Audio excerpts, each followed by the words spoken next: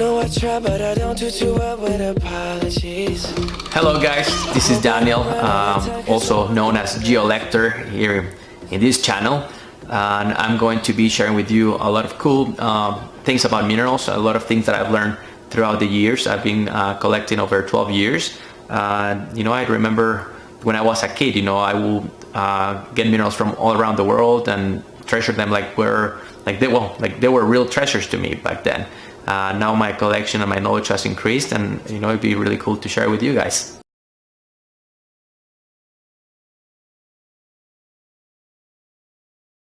The first time I came to the Tucson show, I was mind blown by all the dealers, and I really started to buy minerals from as many places as I could, as many colors, as many species as I could find.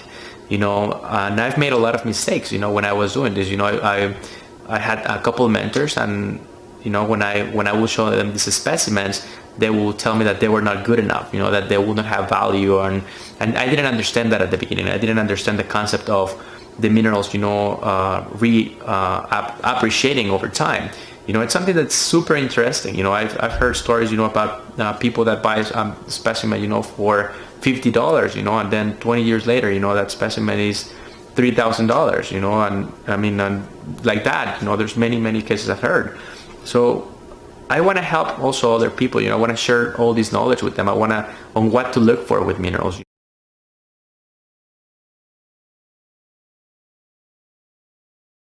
Just because a specimen has a price tag of $2,000, it doesn't really mean that specimen is worth $2,000. Sometimes there's specimens that are priced for $100, and if you know what you're looking for, you actually be getting a specimen that could be worth $500 or $1,000 if you know what you're buying. So yeah, I could save you a lot of time going through the hassle of not knowing what to look for in minerals. I think that will be probably the key, if you want to get into the mineral world.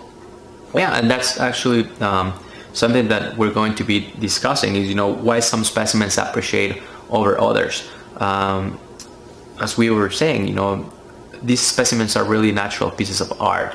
I call them Earth's natural art. That's what I really like to call it, because, there's some areas of the world, where there have come out some magnificent specimens, and then once the mines shut down, or there's no more minerals in there, they really stop appreciating tremendously, because there's such a large demand for those beautiful minerals that are no longer available to anyone.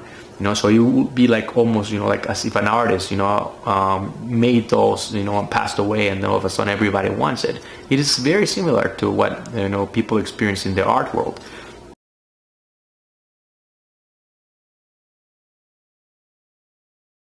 Yeah, there's some beads that are actually high quality. You can find beads made out of aquamarine, tanzanite, malachite. So you can find some beads made with real minerals, but you also find the ones that are made out of plastic, and you find a lot of stuff that's also manufactured nowadays at this show. Everybody sees the opportunity to make money, so yeah, they're going to open a booth and sell you whatever they can, especially when there's that many people coming from all over the world. But that's not what I'm looking for. I want to make sure that we get exposed to the places that sell minerals specifically, or where you can get the best crystals. Whether you're a mineral collector, or you enjoy crystals, or you just want really unique pieces to decorate your home, this Tucson show, it's a perfect place to find all these things, all these beautiful things. But where do you find them? Where do you start? When you have 4,500 venues, you really are very limited to find by yourself where to go. So I've been coming to the show for 12 years, and I've already done a little bit of trial and error to find which places to go.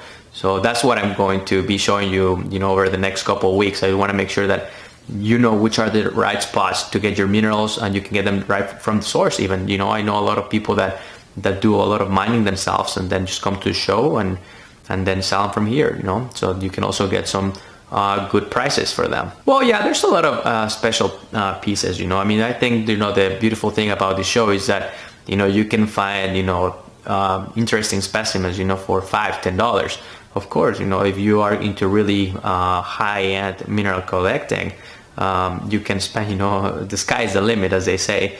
I've seen minerals listed for over $1 million in this show. So yeah, and they've sold too.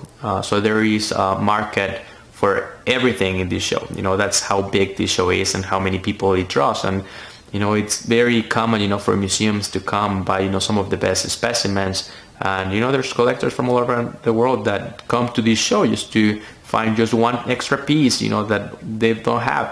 They already have everything, but they're still looking for that one piece that they may not have in their collection. Wow. Well, first of all, you meet people from all over the United States, Canada and Mexico, which are, obviously the closest places to find people from. But, you find people from all over South America, from Uruguay, from Brazil, Argentina, you find from Africa, Madagascar, from Congo, you find everywhere in Europe. The same thing with Asia, people from all over Asia are here. Australia, there's a lot of people from Australia as well. Australia is known to have some very interesting minerals, and they make an active presence when they in this show, whether they're selling or they're buyers. You find people from all these nationalities doing both things. There's people buying and there's people selling.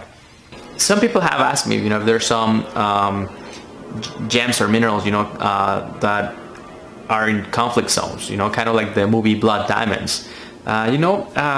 We're here at the show, people really don't talk much about it, but I am sure there is. Minerals are often found in very dangerous places. We're talking, in the middle of the mountains. Sometimes those mountains are where they grow marijuana fields, in South America, or where they are, have cocaine factories. So it's very dangerous for people to actually try to go themselves and get these minerals. So it has become to some extent a little bit of a mafia for some of these minerals.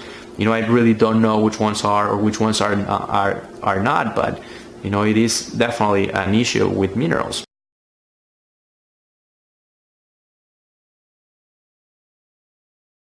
When you come to Tucson, you're going to find that it's a little bit hard to move from show to show because they're very far away from each other. Unfortunately, there's not only one place where you could just drive to and then you do all your shopping and then head back to your hotel. What you'll experience when you come to Tucson is that you have to come, you'll fly into the international airport, you'll probably rent a car, and you'll be driving around the city from venue to venue. Unfortunately, the public transportation in Tucson is not as good to be moving around from show to show. And there are a few shows that offer a shuttle service that goes around and they take you to another show, but that's not very reliable either.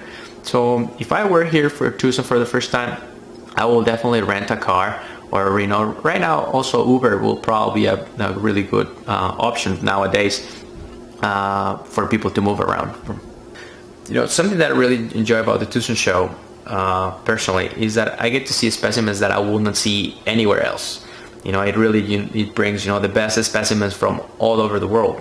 I've been very spoiled the past 12 years. I've gone to shows all around the United States, in Europe, in China. And some of the specimens I've gotten to see and experience are really mind blowing. There's certain minerals that you can't even imagine that they will exist, because of the size or because of their perfection, or just the very unique aesthetics. And even museums sometimes don't even have specimens like this. We usually think that museums will have the best specimens available, but you'll be surprised how many really good specimens go into private collections, never to be seen after that. They're many times actually I've talked to some of these collectors, and some of those specimens are in boxes and they're not even displayed. I personally, most of my collection is in boxes.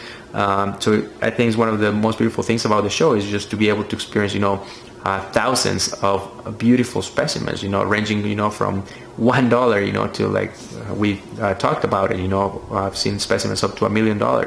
So it is fantastic. If any person who's getting into mineral collecting or just has any interest in crystals, should definitely follow or subscribe to my page so that I can show you more about it. It's a very interesting world, and the more you know about it, the more you get into it, the more you'll appreciate it for sure. Minerals are beautiful at any size. I've seen one of my favorite minerals are the small, called the miniatures, because they have sometimes complications or perfection, or a perfection that will be really hard to obtain in a larger scale specimen.